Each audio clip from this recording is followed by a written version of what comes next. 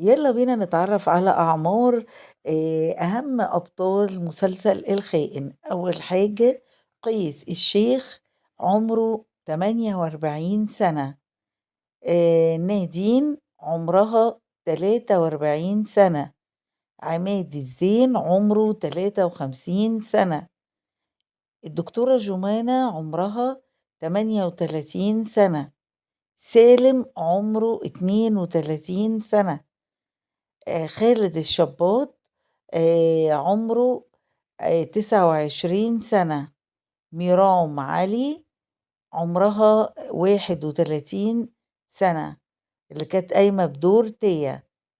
الفنانة نورة في المسلسل عمرها 43 سنة.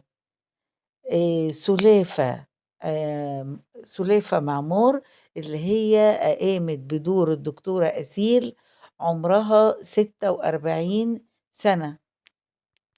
كلهم قاموا بدورهم على أكمل وجه. منهم المتزوج ومنهم لأ، وقام بدورهم بأحسن حال، وكان كل الناس نفسهم يتعرفوا على أعمارهم، وعرفنا أعمارهم. وبتمنى إن المسلسل ينال إعجابكم، وهننزل بالحلقات حلقة حلقة في المرة الجاية. ما تنسوش لايك وشير وسبسكرايب، واشوفكم إن شاء الله على خير في سلسلة الخائن.